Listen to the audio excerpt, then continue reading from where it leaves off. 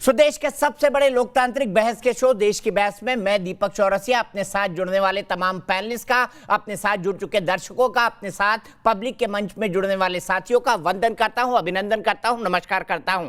आप जानते हैं देश की बहस इकलौता बहस का शो है जो लोकतांत्रिक आधार पर चलता है। आप यानी हमारे दर्शक ही तय करते हैं कि किस विषय पर बहस आप देखना चाहते हैं और पब्लिक के मंच में आप ही हमारे साथ लाइव जुड़कर बहस की दशा और दिशा को आगे बढ़ाते हैं, उसे और धार और रफ्तार देते हैं।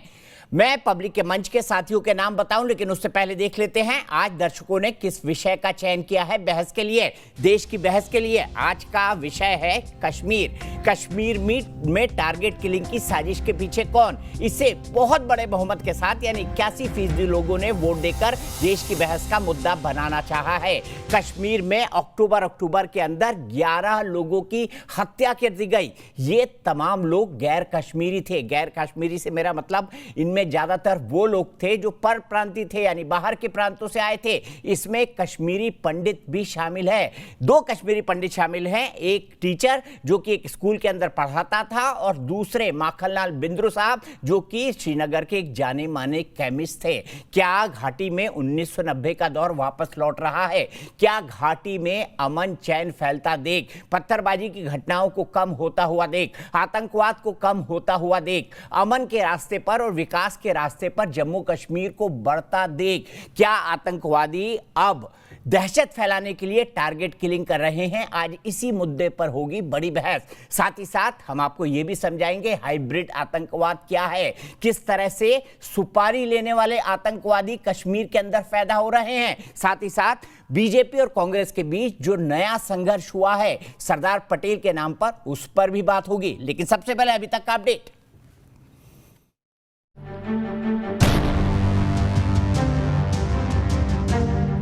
टारगेट किलिंग, हाइब्रिड आतंकवाद और हरकत 313 जैसे नए आतंकी मॉड्यूल से कश्मीर में दहशत फैलाने की साजिशों का अंजाम दिया जा रहा है। दरअसल भारतीय सुरक्षा बल कश्मीर में आतंकवाद का नामो निशान मिटाने के मिशन पर हैं, लेकिन आतंकी अब आम नागरिकों को निशाना बना रहे हैं। विपक्ष ने मौका देख केंद्र पर निशाना साधा है। सरकार खुद सारे देशवासियों को आश्वासन दिया था सदन के अंदर होगी कि 370 अगर हट जाए, 35A अगर हट जाए तो कश्मीर में आतंकवाद सारे निर्मूल हो जाएगी, खत्म हो जाएगी। नृशंस हत्या हो रही है, बिहार के वैसे लोगों की हत्या हो रही है जो रोजी रोटी कमाने के लिए वहां गए। आतंकी पिछले 16 दिनों में अब तक 11 लोगों को अपना टारगेट बना चुके हैं। कांग्रेस नेता राहुल गांधी ने हाल ही में कहा था आतंकवाद न तो नोटबंदी से रुका न धारा 370 हटाने से। केंद्र सरकार सुरक्षा देने में पूरी तरह असफल रही है, जबकि बीजेपी ने कश्मीर को लेकर कांग्रेस पर पलटवार किया। ठीक उसी प्रकार के एक भ्रम को लेकर जो भ्रम आज कांग्रेस पार्टी फैला रही है और खास करके जम्मू कश्मीर जैसे एक सेंसिटिव राज्य को लेकर फैला रही है। बीजेपी ने कांग्रेस पर कश्मीर को लेकर सरदार पटेल को बदनाम करने का भी आरोप लगाया है, जबकि कांग्रेस ने इस पर अपनी सफाई दी है। बेसिकली अब वो अटेंशन डाइवर्ट करना चाहते हैं। आपके जितने भी इश्यूज थे, आप कोई जवाब है नहीं आपके पास, इशूलेस हो गए हुए हो, तो एक कॉन्टेक्स्ट क्रिएट कर दो तो ठीक है। आतंकवाद को लेकर सरकार एक्शन मोड में पहले से ही है। सेना प्रमुख नरवणे कश्मीर दौरे पर पहुंच चुके हैं। खुद गृह मंत्री अमित शाह भी 23 अक्टूबर से कश्मीर दौरे पर हैं। देश की बहस में चर्चा है कि कश्मीर में विकासवाद के नेता नोटबंदी और 370 हटने के बाद क्या वजह है कि आतंकवाद नए सिरे से सर उठा रहा है। तो सवाल आज यही होगा, क्या विकासवाद पर भारी हो चुका है आतंकवाद? और इसी पर बात करने के लिए पब्लिक के मंच में मेरे साथ कौन कौन से साथी जुड़ेंगे, मैं जल्दी से उनका नाम बता देता हूं। मेरे साथ प्रदीप मल्होत्रा जम्मू से जुड़ेंगे, मेरे साथ मानसी धामी नोएडा से जुड़ेंगी, मेरे साथ रवि शर्मा गाजियाबाद से जुड़ेंगे, मेरे साथ सुनील मिश्रा रीवा मध्य प्रदेश से जुड़ेंगे। लेकिन सबसे पहले देख लेते हैं देश की बहस में हमारा आज का सवाल क्या है। क्या आतंकवाद के खिलाफ नए सिरे से रणनीति बनाने की जरूरत है? क्योंकि ऐसा लग रहा है कि विकासवाद पर आतंकवाद भारी हो चुका है। आप शो के दौरान हाँ या ना में इस मुद्दे पर राय वेबसाइट पर दे सकते हैं। आप हमारे मोबाइल ऐप को डाउनलोड कर सकते हैं। आप हमारे फेसबुक पेज पर भी जा सकते हैं और ट्विटर हैंडल पर जाकर भी वोट कर सकते हैं। कार्यक्रम के बारे में कोई राय है, सुझाव है, आप शो के अंदर शामिल होना चाहते हैं तो हमें 9711002266 पर व्हाट्सएप करें। सीधे अपने बड़े पैनल को इंट्रोड्यूस करूं। मेरे साथ भारतीय जनता पार्टी के राज्यसभा सांसद और साथ ही साथ पार्टी के वरिष्ठ नेता और प्रवक्ता जीवीएल नरसिम्हा राव साहब इस वक्त मौजूद हैं। मेरे साथ कांग्रेस की तरफ से अलका लांबा मौजूद है। मेरे साथ थोड़ी देर में पत्रकार आरती टिक्कू सिंह जुड़ेंगी जो कि खुद कश्मीर से आते हैं, एक कश्मीरी पंडित हैं। मेरे साथ विवेक श्रीवास्तव जुड़ेंगे जो कि लेफ्ट के नेता हैं। लेकिन मैं सबसे पहले शुरुआत जीवीएल साहब आपसे करना चाहूंगा। ये टारगेटेड किलिंग क्या विकासवाद, आतंकवाद विकासवाद पर हावी हो चुका है जम्मू कश्मीर में? ऐसे संकेत तो नहीं मिल रहे?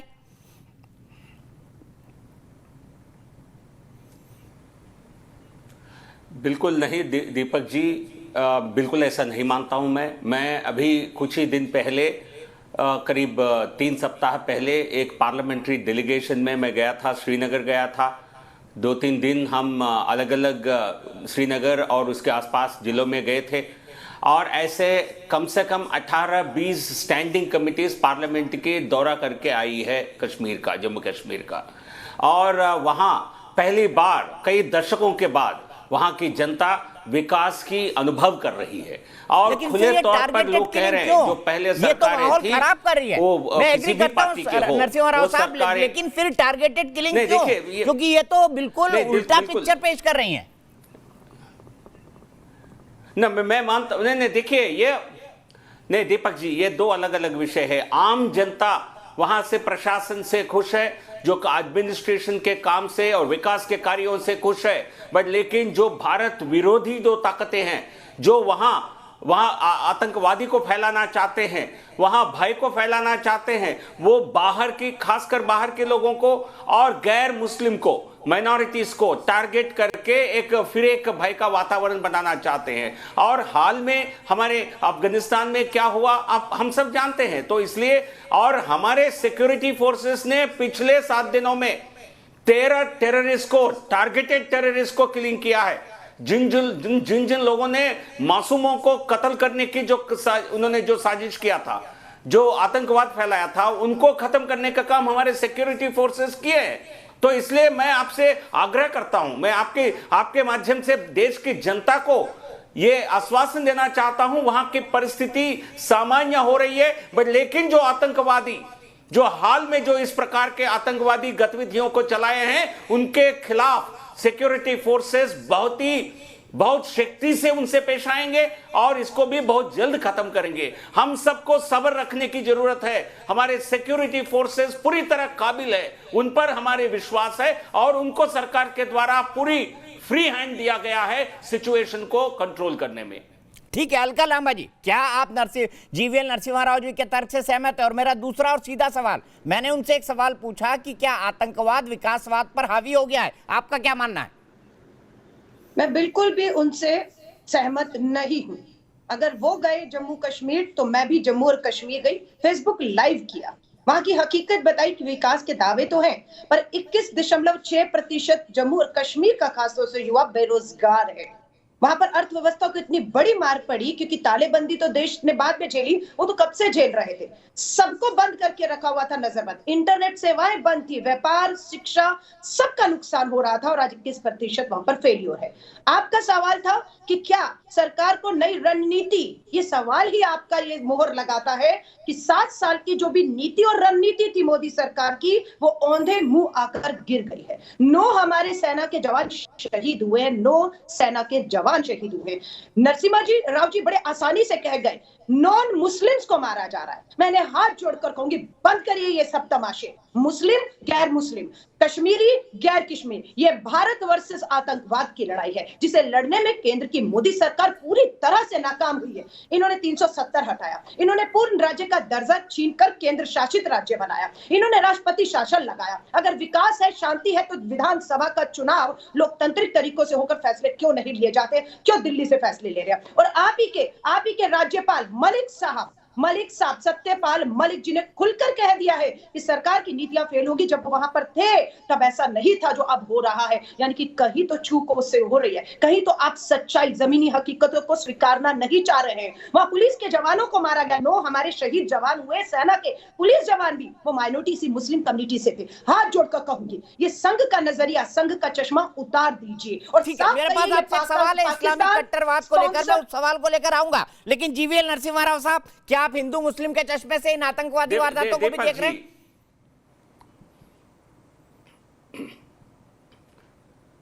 मैं लिस्ट नहीं पढ़ना चाहती कांग्रेस दीपक पार्टी इस विषय पर भी, कश्मीर के विषय पर भी लगातार राजनीति करती रही। मैंने आपको ध्यान से सुना है। अलका जी प्लीज सुन लीजिए। नहीं, सुन लीजिए दीपक जी, ये वास्तविकता स्वीकार करना होगा। जो हिंदू मुस्लिम के चेहरे से मुस्लिम, कश्मीरी गैर कश्मीरी के बीच में लड़ाई कराना चाहते हैं, ये सुरक्षा नहीं दे पा रहे हैं। दीपक जी, कांग्रेस पार्टी यहाँ भी वोट बैंक राजनीति करना चाहती है। सुन लीजिए दीपक जी, प्लीज प्लीज। अलका जी ऐसा मत करिए, मैंने आपको पूरा टाइम दिया, बिना टोके जीवीएल साहब को पूरा टाइम दिया। आप थोड़ा सभ्यता हम रखें ना, विवेक जी भी हैं, जनरल साहब भी हैं। जी जीवीएल जी। नहीं दीपक जी, आर्टिकल 370 हटाना ये एक ऐतिहासिक फैसला था।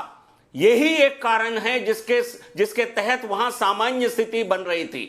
और हाल में जो अभी आतंकी घटनाएं हुई, ये टारगेटेड किलिंग्स हैं। ये गैर मुस्लिम को पकड़कर एक एक को चुनकर मारा गया। इसको वास्तविकता स्वीकार करने में कांग्रेस पार्टी क्यों भाग रही है? यहाँ क्यों वोट बैंक की राजनीति कर रहे हैं? क्या आइडेंटिफाई करके सिख और हिंदू को टारगेटेड किलिंग नहीं कर रहे हैं? ये क्या आप क्यों भाग रहे हैं इससे?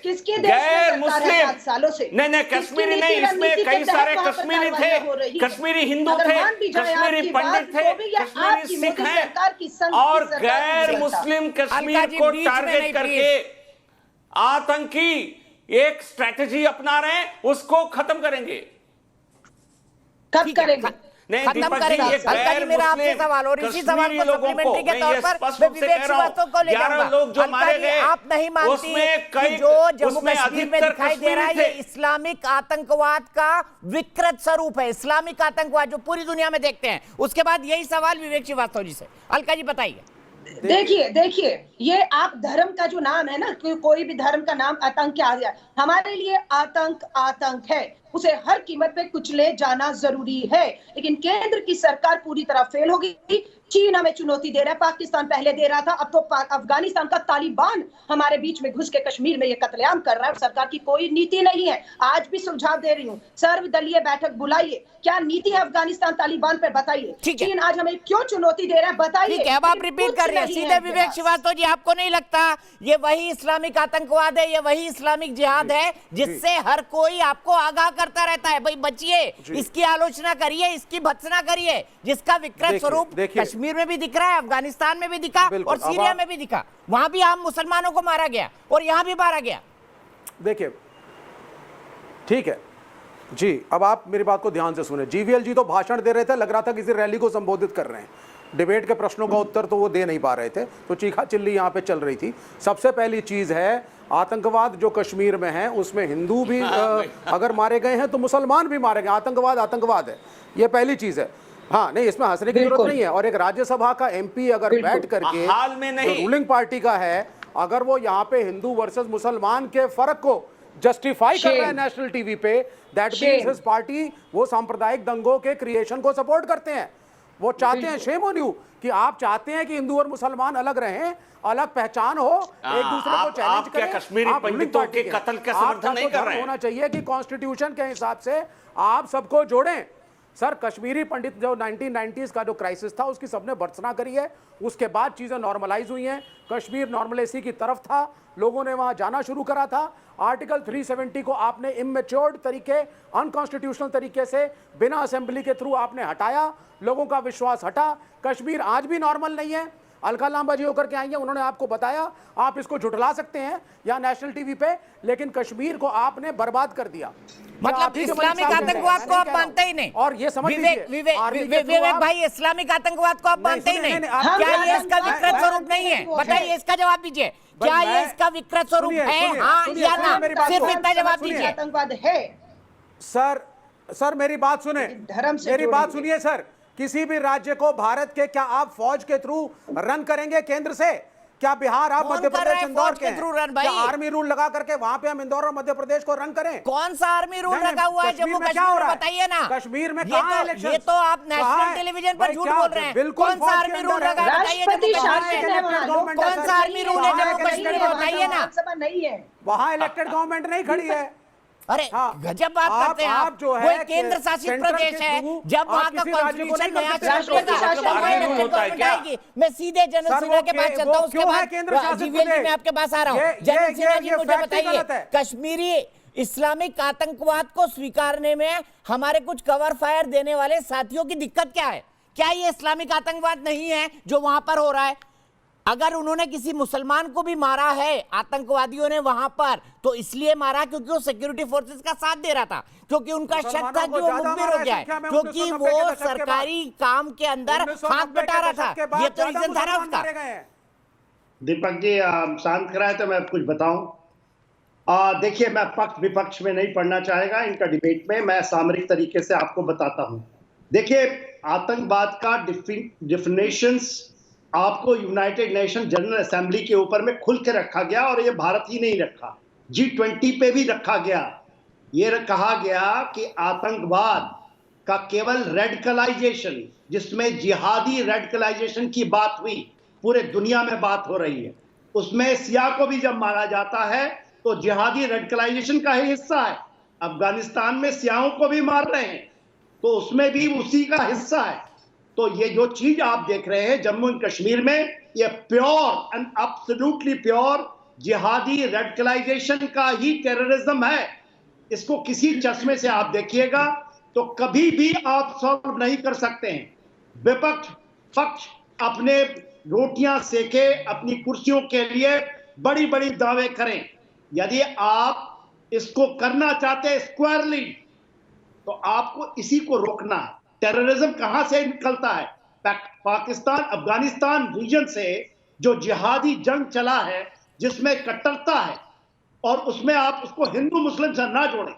ना तो इस्लाम में कट्टरता बोलते हैं, मगर जिहाद है।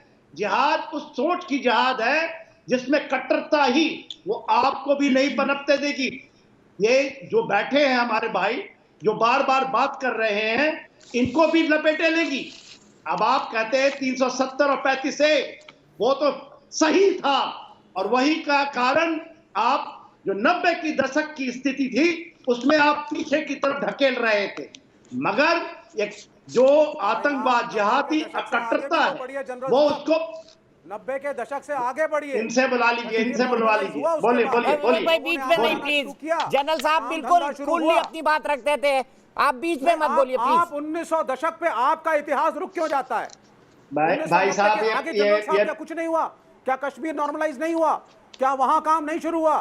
दीपक साहब उनको दे दीजिए, आप चैनल दे दीजिए बोलने के लिए। जनरल सिन्हा साहब, विवेक भाई मैं रोक रहा हूं आपको प्लीज, माफी के साथ। जनरल सिन्हा साहब देखिए दीपक जी, जो आज की परिस्थिति बनी है, वो परिस्थिति में बहुत सारी चूकें हुई हैं जो सत्ता पक्ष को रखनी पड़ेगी। और ये नहीं कि दीपक जी चिल्ला पड़े इसमें मेरे साथ आ जाएं। देखिए, जब आपने सीज फायर का विराम दिया 25 फरवरी को, उस समय यूएई बेस्ड एक secret India Pakistan peace road map का बातचीत हुआ। उसमें आपको पता था कि यह पाकिस्तान की तरफ से चलाया हुआ एक ट्रैप है। यह तो मैं तो आपका कहता रहा कि ये नहीं रुकना चाहिए था, ये नहीं होना चाहिए था, क्योंकि पूरा का पूरा जितने तंजीमें थी वो अफगानिस्तान में चली गई, और जब वहां खत्म हुआ पूरी तंजीमें आप आ गई तो उनको दर्जा दिया गया, उनको वेलकम किया गया पीओके के अंदर में। और आज जो आप देख रहे हैं, ये चीज स्पिल ओवर है, ये आगाज है उसी जिहादी कट्टरता का। ठीक है, जिसको नहीं आपने बहुत महत्वपूर्ण पॉइंट उठाया कि क्या सीज फायर देना भारत की रणनीतिक भूल थी, क्योंकि उसने अपनी फोर्सेस अफगानिस्तान के अंदर लगा दी और उसके बाद से वहां से जब फ्री हुए तो वही टारगेट किलिंग अब कश्मीर के अंदर शुरू हो गई। मैं इसी बात का जवाब जीवीएल साहब से लूंगा, लेकिन प्रदीप मल्होत्रा जम्मू से मेरे दर्शक जुड़ गए हैं। प्रदीप, क्या आप इसे इस्लामिक कट्टरपंथ का विकृत स्वरूप मानते हैं? देखिए दीपक जी, ये बिल्कुल एक उसी चरमपंथी का ही एक लेग है ये, और ये इसमें एक बड़ी सोची समझी हुई साजिश है, जो कि अगर हम देखेंगे कि आर्टिकल 370 और 35A के टूटने के बाद यहां पर डेवलपमेंट स्टार्ट हुई थी, आम जनता इससे खुश थी। पूरे जम्मू और कश्मीर में दोनों तरफ ऐसा लग रहा था कि पिछले इतने सालों से डेवलपमेंट जो यहां पर नहीं हुई है वो आज यहां पर लोगों को दिखाई देगी। तो उससे ये घबराकर कहीं ना कहीं जो हमारी आर्मी भी पूरी तरह से मिलिटेंट्स को न्यूट्रलाइज करने में एक ऑपरेशन आउट चलाया हुआ था, ऑल आउट चलाया हुआ था, उसमें भी सफलता मिल रही थी। ये उसका एक बुझते हुए दिए का आज परिणाम है कि ये सिलेक्टिव किलिंग्स कर रहे हैं, टारगेटेड किलिंग्स कर रहे हैं। और इसमें अगर यहां पर कांग्रेस के प्रवक्ता ऐसी बात अगर बोल रहे हैं कि ये ऐसा कुछ नहीं है, तो वो एक बार इतिहास को खंगालें, ये पूरे अच्छी तरह से देखें। और ये बहुत जम्मू कश्मीर के ऊपर ये एक अत्याचार कर रहे हैं जो कि पंडित नेहरू से लेकर आज तक सभी ने किया था, और जम्मू कश्मीर आज तक इस दंश को झेल रहा है। इसलिए कांग्रेस को भी अपनी ये सोच सुधारनी चाहिए, अपनी भूल को स्वीकारना चाहिए और दोबारा इन चीजों के ऊपर गलत रणनीति नहीं अपनानी चाहिए। ठीक है, मैं सीधे जीवीएल साहब के पास चलता हूं। जीवीएल साहब, पाकिस्तान ने हमसे सीज फायर मांगा, 25 फरवरी को हमने सीज फायर भी दे दिया, ये बहुत अच्छी तरह जानते हुए कि अफगानिस्तान के बाद वो अपनी गड़बड़ नजर कश्मीर के अंदर डालेगा। क्या जम्मू कश्मीर को सीज फायर देना हमारी गलती थी, हमारी रणनीतिक भूल थी इस सरकार की? नहीं, बिल्कुल ऐसा नहीं मानता हूं दीपक जी। हम जो निर्णय करते हैं, हमारी सेना जो फैसला करती है, जो सरकार जो फैसला करती है, ये हमारे देश के सिक्योरिटी सिचुएशन ऑल फ्रंट्स में देख करके करती है। ऐसा नहीं कि हम अफगानिस्तान में जो यहाँ से फोर्सेस फ्री होकर के वहाँ लग गए, मुझे ऐसा नहीं लगता है। हमें अपने प्रोटेक्शन, हमारी क्या स्थिति थी चाइना के साथ जो स्टैंड ऑफ था, एक तरह से हम लद्दाख के फ्रंट पर हमारी सेना तैनात थी। तो इसलिए मुझे लगता है कि ये सोचना, ये अतीत में जाकर के सोचना ये भूल था। बिल्कुल मैं ऐसा नहीं मानता हूं। हमें अपनी सुरक्षा की चिंता करनी चाहिए। हर फ्रंट पर हमारी क्या तैयारी है, हमारी क्या सिक्योरिटी सिचुएशन डिमांड करती है, उसके आधार पर हम निर्णय करते हैं, ना कि किसी और के फ्रंट पर। ठीक है, मैं सीधे अलका के पास चलता हूं। अलका, मुझे जवाब दीजिए, आप लोग लगातार सरकार की कश्मीर नीति की आलोचना कर रहे हैं, क्या अभी भी आप मानते हैं कि 370 और 35 से जो हटाया गया वो गलत था? और गलत था तो फिर आप घोषणा कर दीजिए कि हम वापस ले आएंगे इसको आने के बाद सरकार में। नहीं, वो तो जब जो सरकार में आएगा लोकतांत्रिक तरीकों से चुनकर वो तब तय कर लेगा। बात आज की क्यों नहीं करते? बात क्यों रहे हम आज से? भविष्य में क्यों जा रहे हैं? हम 1947 में चले जाएंगे, नेहरू पे चले जाएंगे, पर नरेंद्र मोदी जी, गृह मंत्री अपना अमित शाह जी, विदेश हमारे रक्षा मंत्री राजनाथ सिंह जी का नाम लेकर सीधे सवाल नहीं करेंगे कि आपकी नीति, आपकी बनाई हुई नीति, नोटबंदी से लेकर आपने कहा था कमर टूट जाएगी आतंकवाद की, है ना?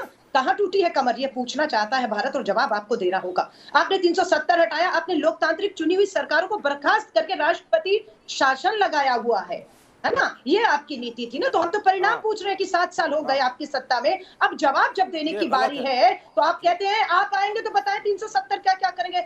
आपने, नेहरू जी ने क्या किया? और मैं आपको कह दूं, अंधभक्त अभी ट्विटर ट्रेंड कर रहा था, पाकिस्तान का मैच खेलने जा रहा है भारत पाकिस्तान के साथ। बीसीसीआई अमित शाह जी के बेटे वही पर इस्लामिक मुल्क दुबई में बैठे हुए हैं, बीसीसीआई का मैच कराएंगे, नोट गिनेंगे, विज्ञापन ले रहे हैं, और यहाँ पर अंधभक्त इतने गलती में है, ट्रेंड चला रहे हैं पाकिस्तान हिंदुस्तान का मैच बायकॉट करिए। अरे अमित शाह जी को कह दीजिए, जय शाह जी को कहिए, बोरा बिस्तरी बांधे दुबई से हिंदुस्तान में आए और हम एक तरफा लड़ाई लड़ेंगे। लेकिन नहीं, ये तो नियम है, नियमों से होगा। नियम ये तो नहीं कहता कि गृह मंत्री के बेटे का मजबूरी है दुबई में बैठना और हिंदुस्तान पाकिस्तान के मैच को उस मुस्लिम देश में, मुस्लिम देश के साथ लड़ते हुए देखकर ताली पीटना ये जरूरी तो नहीं है। ये डबल नीति इन्हें छोड़नी होगी। हिंदू मुस्लिम छोड़ना होगा, मुस्लिम गैर मुस्लिम छोड़ना होगा। जवाब ले लेते जीवीएल साहब, लश्कर द्वारा किया गया तालिबानी इसमें शामिल है और सरकार फेल है, सरकार फेल है।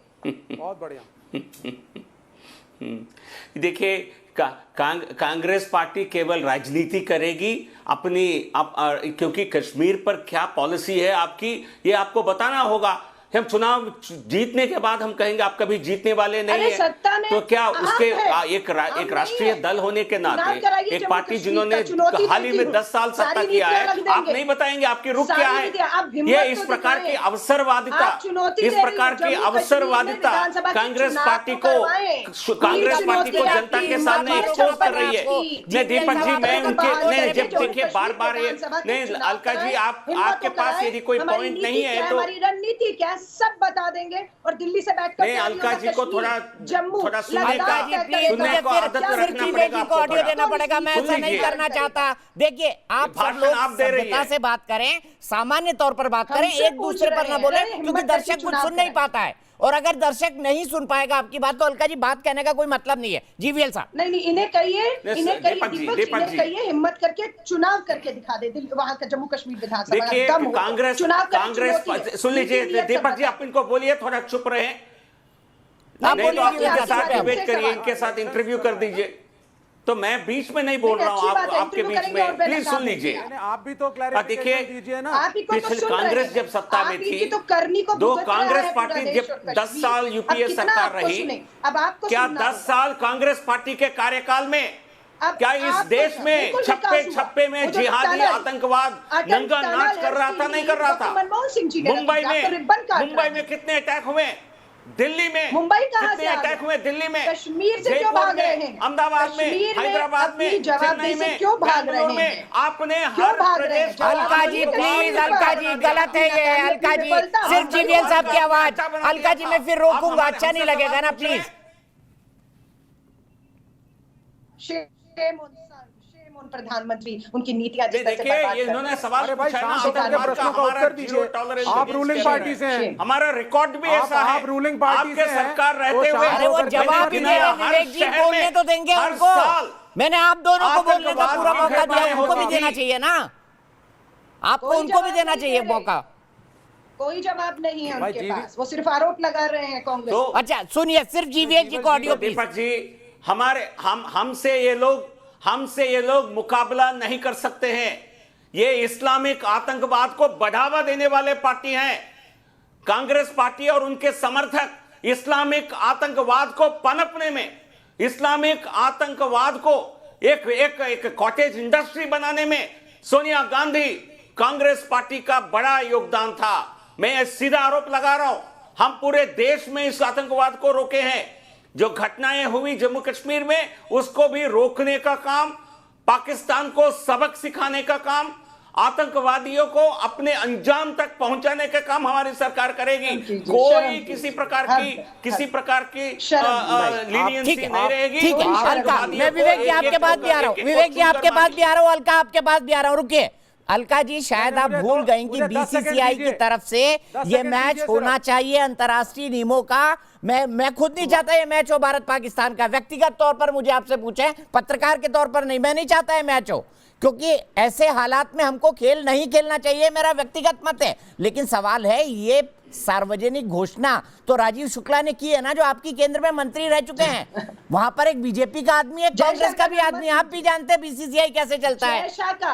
जय शाह का नाम लेने की हिम्मत मत करिए, वो यहाँ है। अरे जिसने घोषणा की उसका नाम तो सुन लीजिए ना, उसका कारण बता दीजिए। आपके पूर्व मंत्री क्यों बोल रहे हैं ऐसा? आप भारत, आपके पूर्व मंत्री क्यों बोल रहे हैं, बता दीजिए ना। होने दीजिए मैच, हमें परवाह नहीं है, लेकिन जैसा भारत आइए, देश के गृह मंत्री का बेटा दुबई में बैठकर, हाँ, मुस्लिम देश में, मुस्लिम कंट्री में बैठकर, मुस्लिम जिनको गाली आप लोग लगातार संग देता है, हाँ, उनके साथ बैठ के मैच कर रहे हैं। इन्हें कहिए विफल हो गई है नीतियां और आपकी रणनीतियां, और आपको माफी मांगनी चाहिए जम्मू कश्मीर के लोगों से, देश के लोगों से, जो नोटबंदी आपने थोपी है, बर्बाद कर दिया है। आज विधानसभा का चुनाव कराने की चुनौती दे रही हो, आप कह रहे हैं हमारी नीति क्या होगी, कांग्रेस की चुनौती देती हूँ। 56 इंच के सीनों को जाकर बोले, हिम्मत दिखाए, लोकतंत्र की बहाली करे, विधानसभा का चुनाव करा के बताएं क्या नीति और नियत है, सब बता देंगे। लेकिन दम नहीं है टीवी पर आकर ये ऐसे सांसद जो हैं, हम गए जम्मू कश्मीर, अरे किसने रोका था विपक्षी नेताओं को? मैं as an expert general Sinha के पास चलता हूं, उसके बाद विवेक जी के पास आऊंगा।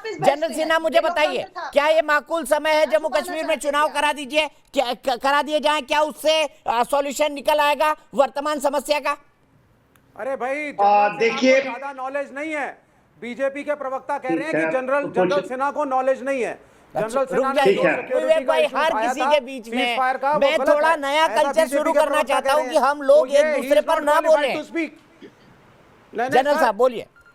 वो बड़ी देखिए विवेक जी मेरे को रिप्रेजेंट करना चाहते हैं तो करें please please. Is not qualified to speak. अच्छा विवेक भाई, ओके। आपका नाम जनरल ठीक सिन्हा है, मैं नहीं है उठ ना? जाता जनरल हूं। सिन्हा आपको प्लीज। बीजेपी के प्रवक्ता कह रहे ये थे सर, ऑन आप- कर रहे हैं ये टीवी चैनल को, मैं उठ जाता हूं। बीजेपी के आप प्रवक्ता ने बताएं बोला है दीपक जी, कि मैं उठ आप जाता हूं। Not qualified to speak. आप देखिए इनके साथ मैं बहस नहीं करना चाहता आपने हूं। जो बोला था सीज फायर के लिए, ये तो मैं बीजेपी के प्रवक्ता को कोट कर रहा हूं सर। आप बीजेपी के प्रवक्ता को उत्तर दीजिए ना। देखिए क्या आप जो दीपक सीज जी फायर के किस बारे तरह में से आप उन्होंने सुन लिया, अब जवाब देने दीजिए दीजिए विवेक जी उत्तर। प्लीज। अब जवाब देने दीजिए। जनरल सिन्हा बोलिए प्लीज। जी जी देखिए दीपक जी बिल्कुल। देखिए जो आप देख रहे हैं जम्मू कश्मीर में उसके बहुत सारे आयाम हैं। एक राजनीतिक आयाम है, एक आप इसको इकोनॉमिक आयाम कह लीजिए, एक मिलिट्री है, एक डिप्लोमेसी है। ये सारे आयाम चलते हैं। आज के दिन में जो परिस्थिति बनी है, आज पंचायत इलेक्शन के बाद, पंचायत इलेक्शन 30 साल बाद हुआ था। अरे भाई सीज आपको फायर पता सही था होगा। या गलत? सीज फायर सही था या गलत? ये इनको बोलिए। आप बना आप। लीजिए, तो वो आप बोल ही बीजेपी चुके हैं वाले ना। कह रहे हैं सीज फायर बार बार एक बात क्यों बुलवा रहे हैं? उस पर और वो कह रहे हैं ऑलरेडी आपको बोल ज्ञान चुके नहीं हैं। है। आप बताइए जरा, उनको उत्तर दीजिए जरा। वो नहीं वो बोले हैं तो उनको घोषित कर दिया गया है कि उनको ज्ञान नहीं है, और बीजेपी के प्रवक्ता ने इनको किया आप है। तो एंकर उनको का बताइए कि पद भी जस्टिफाई दे दें, करें आप या तो कि इसके सीज फायर सही था या आवाज गलत। कम करें, यदि नहीं आप में करने हिम्मत देना नहीं है चाहते हैं बीजेपी के डिबेट। प्रवक्ता से बात करने की। जनरल साहब, आप में हिम्मत नहीं है बीजेपी के प्रवक्ता को उत्तर देने की। अरे इसको एक्सेप्ट मैं गाली नहीं निकालना चाहता। गलती मानिए।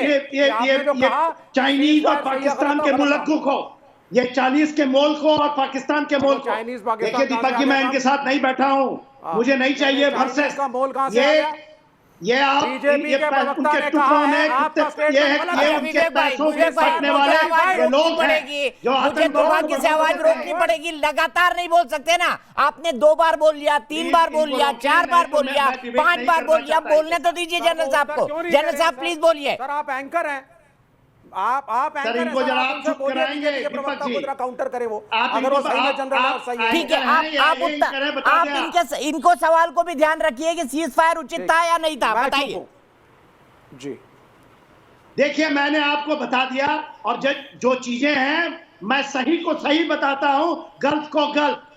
मैं देश के लिए काम करता हूं, यह नहीं कि मैं किसी पार्टी और पॉलिटिक्स का काम करता हूं, उनके रूपों में पढ़ने वाला हूं। मैं चाइना और पाकिस्तान के पैसों से नहीं टुकड़े अपने चलाता। सुने आप क्या हुआ है। देखिए कुछ चीजें गलती हो ही है। 370 का जाना 35 अल्फा मैं एब्सोल्युटली करेक्ट मानता हूं। परिस्थितियां बदली, बहुत चीजें हुई, मगर जब आप फंसते हैं तो उसको कबूल करना बहुत जरूरी है। और ये कोई ऐसा नहीं कि आप हार गए, परिस्थिति थोड़ी बदली है। आज जो चीज नॉर्मलसी की तरफ जा रही थी वो एक पलटवार हुआ है, उसकी आप देख रहे हैं। लोग मारे जा रहे हैं, शहादतें हो रही हैं, मगर क्या है उसकी समीक्षा करना जरूरी है। जब बालाकोट हुआ था 1.5 साल तक एक भी वहां के लॉन्च पैड में कोई नहीं। आज का इंटेलिजेंस रिपोर्ट कहता है 300 आतंकवादी हैं वहां, 6 से 7 इन्फिल्ट्रेटिंग ग्रुप हैं इनसाइड। जो चल रहा है पुंछ और रजौरी के इलाके में जहां हमारी शहादतें हुई हैं। तो ये बहुत जो मैं बताता हूं, मगर बहुत सारी चीजें हुई हैं जिनको आप यदि आप जम्मू एंड कश्मीर को 90 के दशक के पीछे ढकेलना चाहते हैं तो कश्मीरी पंडित वहां आ रहे थे, बहुत बड़ी डेवलपमेंट थी ये, वहां नॉर्मलसी हुई। उन चीजों का हमने 30 साल से कभी नहीं देखा। मैंने अपनी जिंदगी खपा दी है जम्मू एंड कश्मीर के अंदर में लड़ते लड़ते, और मैं इस तरह से नहीं बोलता जो ये किसी के पैसे से टुकड़ों से पलने वाले लोग यहां आकर के समीक्षाएं करते हैं। मेरी बात को आप ध्यान से समझिए। यदि चीजें हुई हैं तो ब्रश साइड नहीं करने की जरूरत। हम फिर हावी होंगे, हमें करना पड़ेगा क्रॉस, हमें करना पड़ेगा एलओसी पे, हमें करना पड़ेगा मुंहतोड़ जवाब। इस फिर बोल पड़े ये हमें ये जो जिहाद है, जो जिहाद नहीं चाहिए, चलाया हुआ है उसको तोड़ना पड़ेगा। उस जिहाद में मुसलमानों पे आदि होने की बात कर रहे हैं को तोड़नी पड़ेगी, में बैठ के यहाँ पर जिसमें कि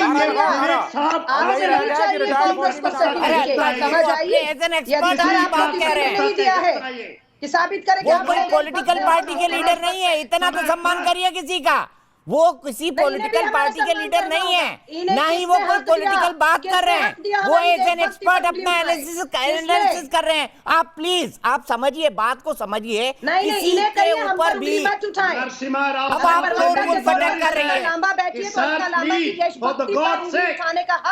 मैं इन्हें नहीं दूंगी। तेज हो रही है, मुझे पता है, वहाँ सेना में रहते हुए मुझे हो पता सकता है है इन्होंने भी बहुत कुछ किया हो, आज इनकी नस दबी हुई है, पड़ेगी। इसीलिए मोदी सरकार की मोदी मोदी मोदी कर रहे हैं। अरे मोदी मोदी मोदी का बात नहीं है ये। अरे एक बार भी नहीं कहा, उन्होंने उल्टा कहा कि सीज फायर देना गलत था।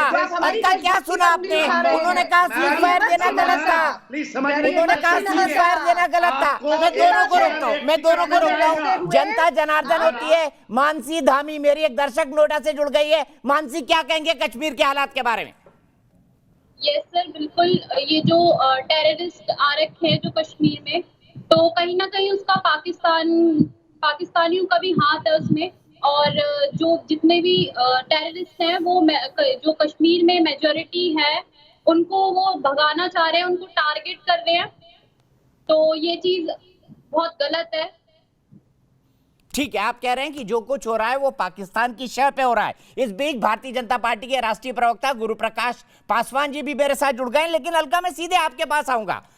मैं मानता हूं कि आप लोग बड़ी शिद्दत के साथ इस वक्त सरकार की कश्मीरी पॉलिसी पर सवाल उठा रहे हैं, और एक अपोजिशन पार्टी के तौर पर आपकी जिम्मेदारी भी है कि ये आवाज उठाना चाहिए। पर जनरल सिन्हा ने तो क्या कहा? उन्होंने कहा कि जो सीज फायर हमने पाकिस्तान को दिया था वो हमारी स्ट्रैटेजिक गलती थी। वो तो सरकार पर ही सवाल उठा रहे हैं। कम से कम इस बात पर तो आपको जनरल सिन्हा का समर्थन करना चाहिए और ये कहना चाहिए कि भारत को, पाकिस्तान को और बड़ा मुंहतोड़ जवाब देना चाहिए। ये तो आपकी ऑफिशियल स्टैंड होनी चाहिए। ये लेने में आप हिचकते क्यों हैं? बोलिए ना, पाकिस्तान को और मुंहतोड़ जवाब दे। सर्जिकल स्ट्राइक से बढ़ा दे, एयर स्ट्राइक से बढ़ा दे। अच्छा, आपको लगता है केंद्र की मोदी सरकार इंतजार कर रही है कि हम कहेंगे वो करेंगे? वो इसलिए कुछ कर नहीं रहे, वो बैठे हुए क्योंकि हम नहीं कह रहे। कितना बड़ा भद्दा मजाक है, कितना भद्दा मजाक है। और दूसरी बात, सिन्हा साहब जो बैठे हुए थे ना, मुझे लगता है जब आर्मी में रहे होंगे ना, जरूर कुछ किया होगा जिसकी नस जो है वो केंद्र की मोदी सरकार के हाथों में है। इसलिए 7 साल की नाकामियां, उनकी नीति और रणनीति पर एक आवाज नहीं उठाई है। हमारी देशभक्ति पर उंगली उठा रहे हैं। सही नीतियां हैं। हम कवर फायरिंग दे रहे हैं पाकिस्तानी आतंकियों को। शर्म आती है? आप और हम शर्म आपसे आती है देश के साथ द्रोह करने के लिए। चौरसिया पर शक नहीं कर रहे, लेकिन हम दीपक चौरसिया को यह हक भी नहीं देंगे कि वो हमारी देशभक्ति पर सवाल उठाए। मैंने कौन सा सवाल उठाया भाई? हमारा रहेगा। कश्मीरी भी हमारे ही उतने हैं। अरे अलका जी, मैंने कौन सा सवाल उठाया? अरे कश्मीरी आपके हैं तो कश्मीरियों को आप देखें ना। अलका जी, ये तो बताइए, मैंने कौन सा सवाल उठाया आपकी देशभक्ति पर? ये तो बता दीजिए, कहाँ उठाया, कब उठाया? पंडितों के अंदर में बांट दिया। क्या किया आपने कश्मीर के अंदर? चैनल पे आके बोल रहे हैं। अरे अलका जी, मुझे ये तो बता दीजिए, मैंने कब आपकी देशभक्ति पर सवाल उठाया पूरे 40 मिनट के प्रोग्राम में?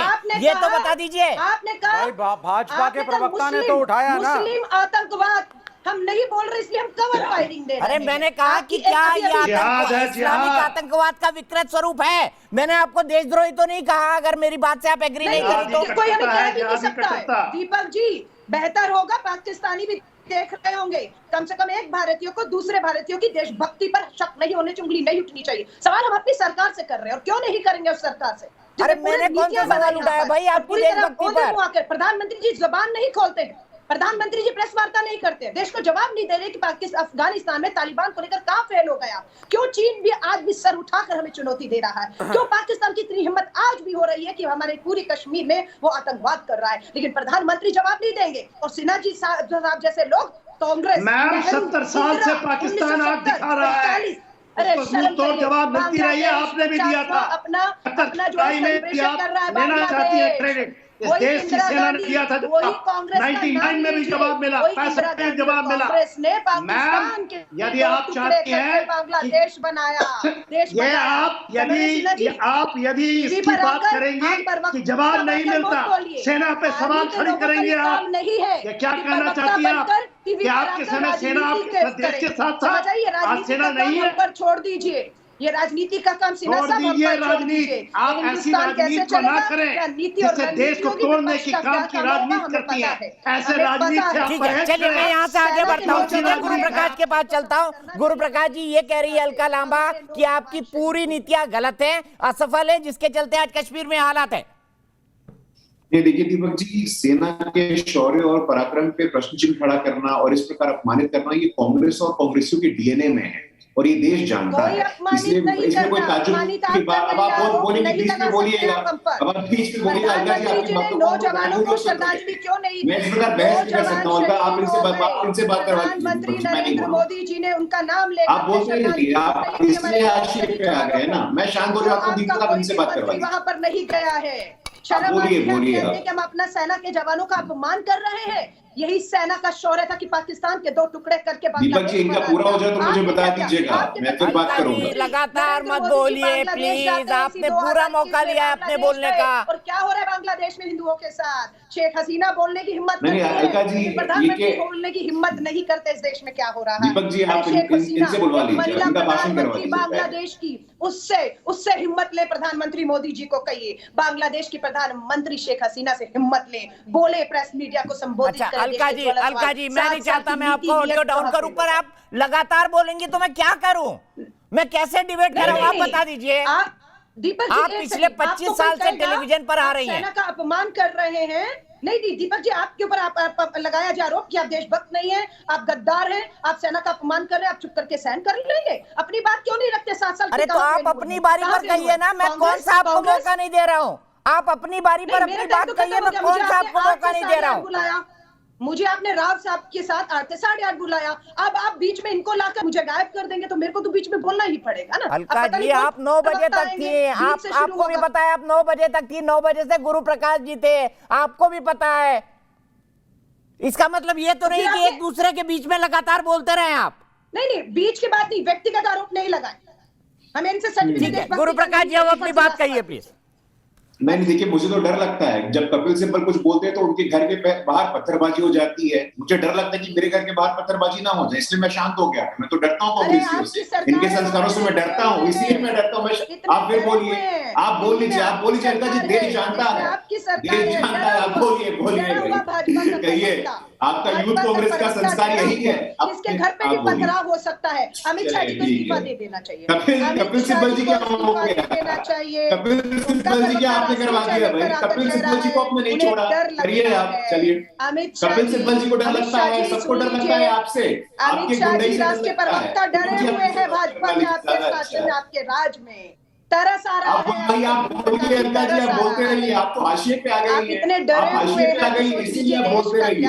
कपिल सिब्बल जी को आपने नहीं छोड़ा, कपिल सिब्बल को आपने नहीं छोड़ा भैया, कपिल सिब्बल को आपने नहीं छोड़ा। कपिल सिब्बल का तो सम्मान करते आप कम से कम, कपिल सिब्बल जी का आपने सम्मान नहीं किया, और यही स्थिति है आपकी। आपकी गुंडाई लगता है, कितना डरा लगता है आपसे, बहुत डर लगता है आपसे। अब सबको सोचना होगा। अच्छा, इस देश के दलित और वंचित डरे हुए हैं, इस देश के दलित और वंचित आपसे बहुत डरते हैं भाई। इस देश के दलित आपसे बहुत डरते हैं, आप कहते रहिए। कपिल सिब्बल, गुलाम नबी आजाद लगातार आपको मांग कर रहा है। अब हो गया, मैं इतना ही अलाउ कर सकता हूँ, क्योंकि मुझे भी पता है कि आप लगातार एक दूसरे पर बोलते रहेंगे तो आप जो बात कहना चाहते हैं वो दर्शकों तक आपकी बात नहीं पहुंचेगी। ये बात आप सब लोग अच्छी तरह जानते हैं, लेकिन फिर भी बोलना चाहते हैं। लेकिन कोई बात नहीं। रवि शर्मा मेरे एक दर्शक गाजियाबाद से जुड़ गए हैं। रवि, क्या कहेंगे वर्तमान हालात के बारे में? स्थिति बहुत गंभीर है। मेरी आवाज सुन रहे हैं दीपक जी? जी बोलिए रवि जी। स्थिति बहुत गंभीर है। सरकार अपने फेवर पे कदम उठाती है, कांग्रेस को लगता है कि ये कांग्रेस विरोध में बात करती है। फिर हेलो, मेरी आवाज सुन पा रहे हैं? कश्मीर में जो गैर स्थानीय गरीब मजदूरों की हत्या हुई है, आईएसआई और पाकिस्तानी आतंकवादी डर का माहौल बनाना चाहते हैं। हमारी ठीक है, सरकार आपने भली भांति बिल्कुल कहा डर का माहौल बनाना चाहते हैं, लेकिन सवाल यह कि डर के इस माहौल से कैसे निपटा जाए? क्या आपको नहीं लगता गुरु प्रकाश जी, आपको रणनीति बदलने की जरूरत है पूरी तरह से जम्मू कश्मीर में नए हालात को देखते हुए, टारगेट किलिंग को देखते हुए, हाइब्रिड टेररिज्म को देखते हुए, नए टेररिस्ट आउटफिट्स को देखते हुए? देखिए दीपक जी, मैं एक बात स्पष्ट कर देना चाहता हूं कि धारा 370 के हटने के बाद 2019 और 2021 का आंकड़ा देखिए आप, टेरर इंसिडेंट में, सिविलियन कैजुअलिटी में 60% से लेकर के 80% तक की गिरावट आई है। लेकिन कांग्रेस के लोगों को ये समझ में नहीं आएगा। मणिशंकर अय्यर हो, सलमान खुर्शीद हो, शशि थरूर हो, लगातार पाकिस्तान में जाते हैं, अब अपने बोल रहे हैं। देखिए दीपक जी, या तो आप बीच में करवा लीजिए ना, ये ठीक नहीं, मैं किसी के बीच में नहीं बोल रहा हूँ। लगातार 370 के हटने के बाद सिविलियन कैजुअलिटी में कमी आई है, टेरर इंसिडेंट में कमी आई है। जम्मू कश्मीर में आईआईटी, आईआईएम, एम्स 70 साल तक जो नहीं बना था वो अब बन रहा है, और कुछ लोगों को ये बात बच नहीं रही है। कुछ लोग अपने आप को शाश्वत मठाधीश समझते थे, अपने आप को आप शाश्वत मठाधीश समझते थे, फिर आप बीच में बोल रही है आप गुंडे बेच नहीं क्या? अक्का जी मेरे घर के बाद में चेक कर लूं, कांग्रेस के लोग आ रहे हैं पत्थर लेकर के, अपने संस्कार अपने पास रखिए आप। दिल्ली के चैनलों पे बैठ के भाजपा के डरे काम पे पूरा देश दिख रहा है आपको, पूरा देश दिख रहा है, इसलिए आप 40 सीट पे आ गई हैं, हाशिए पे आ गए हैं आप लोग। थोड़ा आत्मंथन करिए, हाशिए पे आ गए हैं। अभी भी अगर आत्मंथन नहीं करेंगे यही स्थिति रहेगी आपकी। आप आत्मंथन करिए, आप दीपक जी मेरे ये संस्कार नहीं, आप इनसे बोलवा लीजिए, ज्यादा अच्छा रहेगा। आप लगातार आप लोगों ने पाकिस्तान के टुकड़ों पे पलने वाले ये लोग, पाकिस्तान और चीन के टुकड़ों पे पलने वाले ये लोग हमारे ऊपर से सवाल खड़ा करते। 2008 में राहुल गांधी कहाँ गए थे? 2008 में राहुल गांधी ने चीन में कौन सा एमओयू साइन किया था? बताइए स्वराज जी, देश को सत्ता में हो तो हमें क्या देश 7 साल में हुए नहीं है, आप बोलते रहिए ना, देश के बाहर आप सिखा रहे हो, हाशिए पे रहते हैं। नेशनल कह रहे हो, देश के लोगों को आपको आया है, देश के लोग आपको हाशिए पे लेकर के आ गए हैं। आपका यही अहंकार, आपका यही अहंकार आपको आज हाशिए पे ले आया है। अहंकार नहीं कम करिएगा तो आप हाशिए पे रहिएगा, लगातार आप रहिएगा हाशिए पर, और ये आपके संस्कार हैं। आप सब एक दूसरे पर बोलिए, मैं आपको गारंटी के साथ कहता हूँ किसी की आवाज दर्शक तक नहीं पहुंच रही है। क्यों अपना गला बर्बाद कर रहे हैं आप लोग फालतू में? मैं तीनों को रिक्वेस्ट कर रहा हूं, किसी की आवाज दर्शक तक नहीं पहुंच रही है। और अलका जी, लगातार बोल लेना ही अच्छा डिबेट करना नहीं होता। आप अपनी राहुल गांधी का नाम लिया, मुझे 10 सेकंड दीजिए दीपक, अमित शाह गृह मंत्री का नाम लो। अरे आपने भी तो प्रधानमंत्री और गृह मंत्री का नाम लिया। आप मेरे घर में, अरे गुरु प्रकाश जी का डर लगता है अपनी सरकार के अंदर। कपिल सिब्बल जी से, कपिल सिब्बल के साथ क्या किया था आपने? कपिल सिब्बल को देखिए जाकर के आप, अपराधी छवि वाले आशीष मिश्रा, अपराधी छवि वाले गृह मंत्री वाले किसानों को चलते हैं। ब्रेक के लिए रुक रहा हूँ, ब्रेक के बाद उम्मीद करूंगा कि आप लोग एक दूसरे के ऊपर ना बोलेंगे। ब्रेक के बाद